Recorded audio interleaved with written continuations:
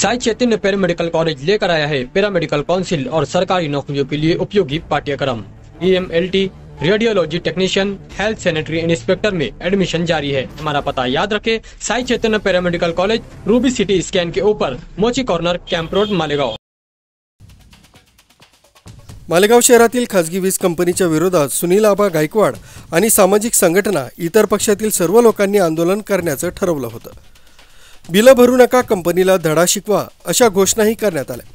अनेक निवेदनं देऊन झाली, पण आज अचानक सुनील आबा गायकवाड आणि त्यांच्यासोबत असलेले सर्वपक्षीय पदाधिकाऱ्यांनी पत्रकार परिषद घेऊन आंदोलनासंदर्भात आपली भूमिका स्पष्ट करताना नामदार दादा भुसे यांनी परवा घेतलेल्या MPSLच्या आढावा बैठकीचा उल्लेख करीत आपलं आंदोलन स्थगित करण्यात येत असल्याचं जाहीर केलं। आंदोलन जाहीर करताना सुनील आबा गायकवाड यांनी दादा भुसे यांच्याबरोबर असलेली मैत्री जपली तर नाही ना अशी शंका इतर कार्यकर्त्यांना येऊ लागली।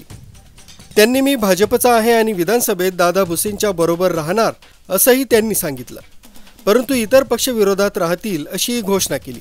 परंतु त्यांच्या या भूमिकेमुळे वीज वितरण कंपनीच्या विरोधातलं युद्ध किंवा युद्धाची तलवार म्यान झाल्यासारखंच दिसून येत आहे। नागरिकांच्या वीज वितरण कंपनीच्या विरोधात अनेक तक्रारी आहेत। सुनील आबांच्या आंदोलनामुळे या ग्राहकांना न्याय मिळेल असं दिसत होतं, परंतु त्यांचं आंदोलन स्थगित झाल्यामुळे नागरिकांची निराशा झाली।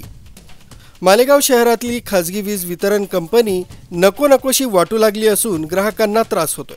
वीज वेळेवर मिळत नाही, अव्वाच्या सव्वा बिलं पाठवली जातात। यामुळे जनतेला आशा होती सुनील आबा गायकवाड यांच्यासह सर्वपक्षीय पदाधिकारी कंपनीला मालेगाव शहरातून हद्दपार करतील। सुनील आबांबरोबर सोबत इतर पक्षांचे लोकसुद्धा या आंदोलनात सामील होते। आंदोलन सगळंच झालं, ही घोषणा सर्वसामान्य जनतेला पटणार नाही। विरोध हा कायम असला पाहिजे आणि तोही जनतेसाठी जर असेल तर त्यात संबंध दोस्ती याचा विचार नको। या ठिकाणी आपल्या दोस्तीचा वारंवार उल्लेख करण्यात आला।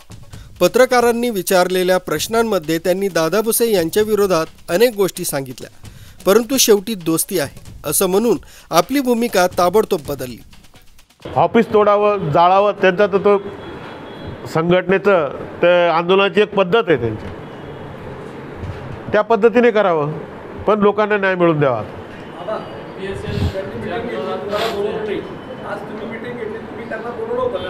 कोण कशाला बोलू, आम्ही त्यांना आधीपासून बोलवलं नाही, कारण आमचं म्हणणं आहे की जबाबदारीच त्यांची आहे। जर सगळ्या गोष्टी तुम्ही ज्या करतात ना, तर ही पण जबाबदारी तुमचीच आहे। तुम्हाला काही कळत नव्हतं का नागरिकांची एवढी लूट चाललेली आहे? आम्ही आंदोलन करावं लागलं, मग कळालं तर आता कळालं ना, तर मग आता पूर्ण करायचं ना। आता तुम्हाला सांगतो मी, म्हणजे आदरणीय मंत्री दादाभाऊ भुसे हे संपूर्ण महाराष्ट्राला जरी मंत्री असतील किंवा काय असतील तर ते माझे चांगले मित्र आहेत, ते तुम्हाला सगळ्यांना माहिती आहे। मागच्या निवडणुकीत पण तुम्ही बघितलं, आणि अनेक वेळा जसं काही गोष्टी असतात, जसं मी आंदोलन केलं, वास्तविक मी इतकं वेळेवर केलं असं धरून चला की मी माझ्या मित्राला साथ देतोय, की हा रोष कदाचित त्यांना निवडणुकीमध्ये महाग पडला असेल, बिल वाढ वगैरे हे ते, तर असं समजून चला की मी आंदोलन करून त्यांना आता माझं त्यांचं बोलणं बंद आहे।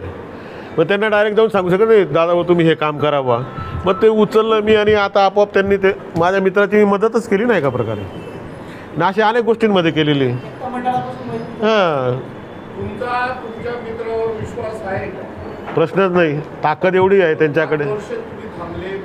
अहो, एवढ्या याच्यामध्ये त्यांच्याकडे महाराष्ट्राचं काम आहे, संपूर्ण महाराष्ट्राचं काम आहे, अनेक खात्यांचं काम आहे, मुख्यमंत्र्यांचे अनेक विषय त्यांच्याकडे आहे। असं असताना एखादा मुद्दा दुर्लक्षित होऊ शकतो, ते लक्षात आणून देणं एक मित्राचं काम आहे।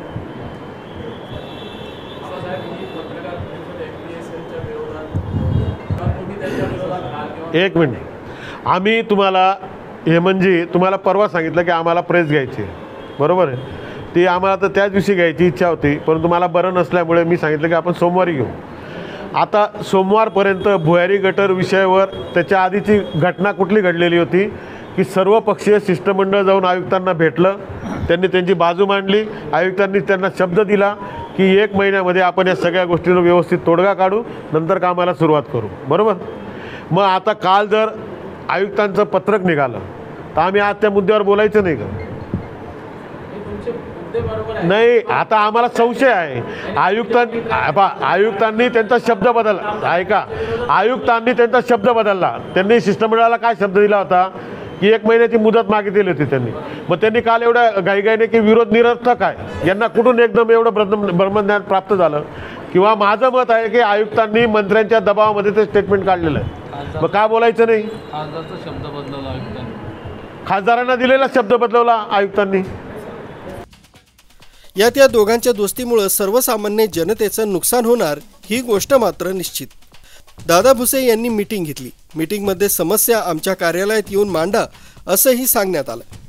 आणि यांनी आंदोलन स्थगित करताना दादा भुसे यांच्या या वाक्याचा उल्लेख केला. कोणाच्या समस्या असतील तर त्यांनी दादा भुसे यांच्या कार्यालयाशी संपर्क साधावा असं सांगितलं.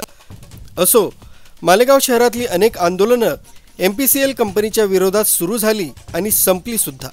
त्यातला हा एक अनुभव जनतेचाच म्हणावा लागेल. न्यूज ब्युरो, कसमाते अपडेट, मालेगाव.